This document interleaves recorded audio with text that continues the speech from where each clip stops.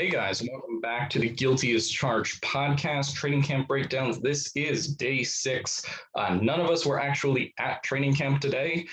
So what I'm going to be doing is going through Twitter, through the Chargers reporters, and just seeing what they've said and a lot of the video clips that are up there, and just seeing, what the day was like, judging through my own lens and some of the stuff that we know.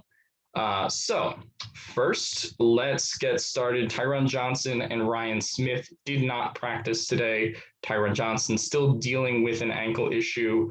Ryan Smith, I think it's a back issue. I'm not totally sure on that, but we'll get more clarity on that if it does actually become something long-term. At this point, I don't think it's a reason to worry, but we'll see.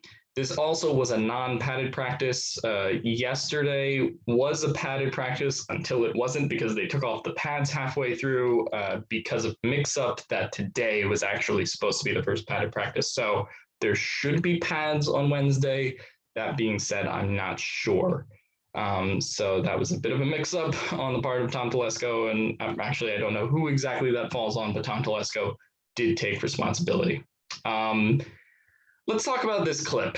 So this clip kind of went viral on Twitter a little bit. It's just simple receiving drills, but you'll see what happens here. Keenan Allen has already run his drill. You see Josh Palmer right there. Then Jalen Guyton is up, pretty solid route run. KJ Hill then goes. And what gets the discussion here is Mike Williams. So Mike Williams sort of, little bit of a half-assed route there.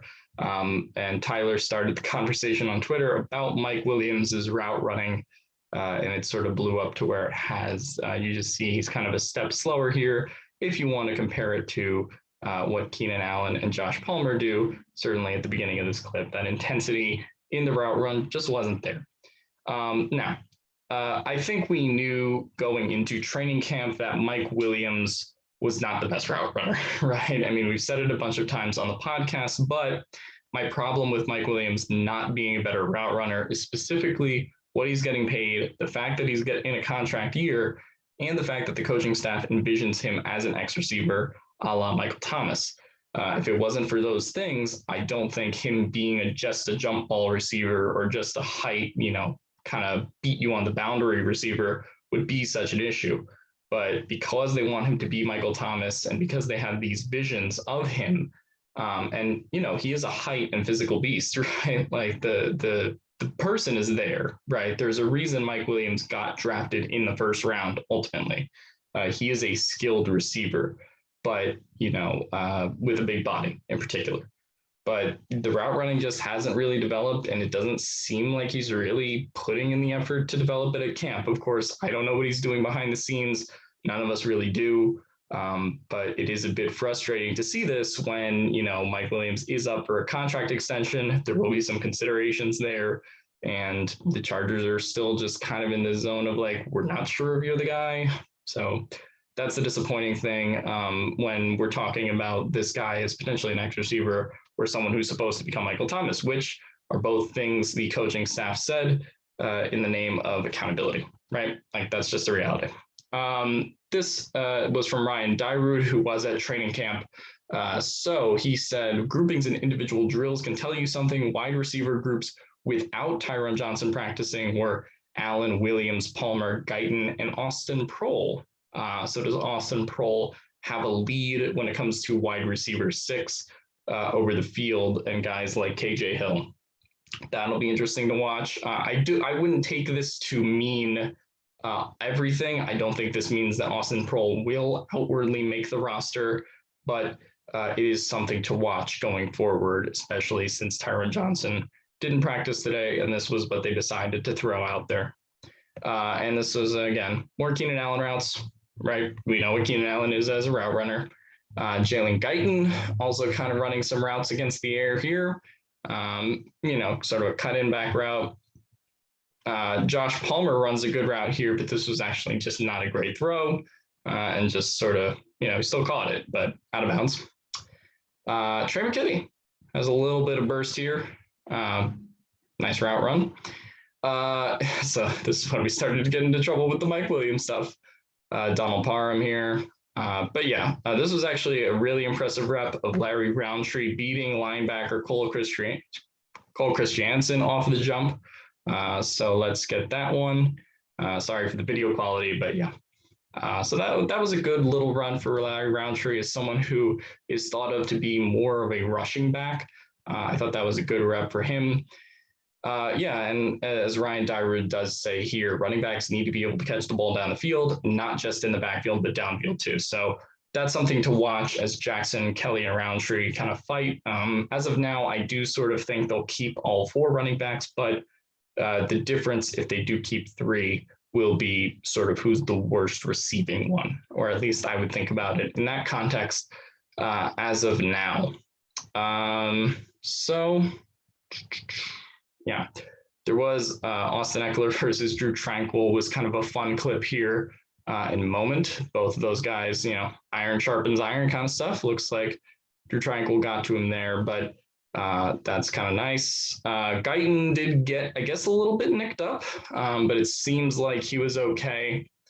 Punt return duties. Yeah, so Austin Proehl, KJ Hill, and Michael Bandy were sort of the punt return guys.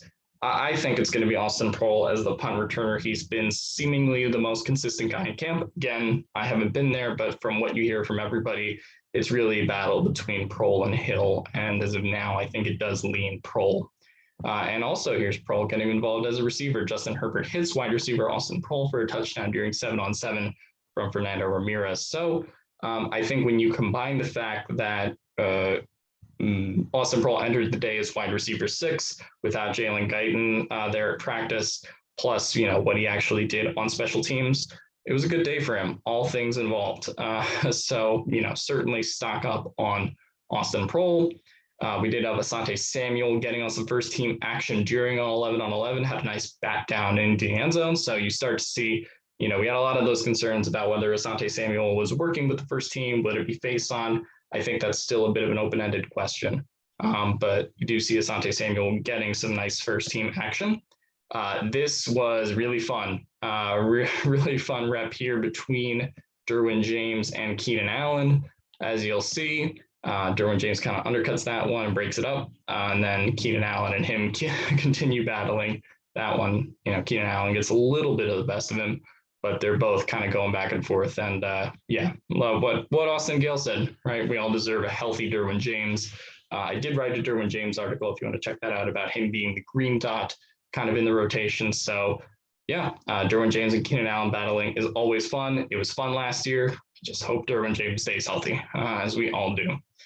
Kenneth Murray and Derwin James just chased Justin Herbert out of bounds. A lot of speed and energy from the defense in red zone drills. So you're starting to get more of that today. And unfortunately, Bryan Bulaga injury. Bryan Bulaga was tended to by some of the trainers. Now, the good thing is that it doesn't seem to be a huge issue with just some hand swelling. It seemed to be, Daniel Popper later reported that the wrap was off Bryan Bulaga's hand as he walked to the team bus. So, you know, kind of crisis averted. As long as it's not a hamstring injury or a lower body, I think that'll be fine. And it seems like the swelling will come down. We'll ultimately see if Bryan Bulaga does practice tomorrow. But all things considered, it was a pretty good day. Chargers training camp, more iron sharpens iron type stuff. Kicking battle update. This was from Jeff Miller of the LA Times. Tristan Vizcaino and Alex Kessman both finished 4 for 5. Michael Badgley did not kick today, and that's been a theme throughout training camp. Michael Badgley, I don't believe, has kicked to this point. So this seems to be a battle with Tristan Vizcaino in the lead and Alex Kessman kind of as kicker too at this point. But Michael Badgley will still get a chance to probably prove himself within the context of the preseason.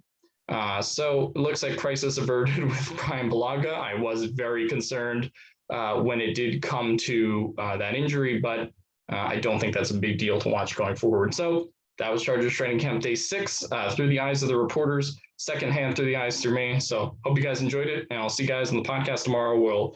We'll discuss all of this stuff in more detail. So see you guys. Hold up.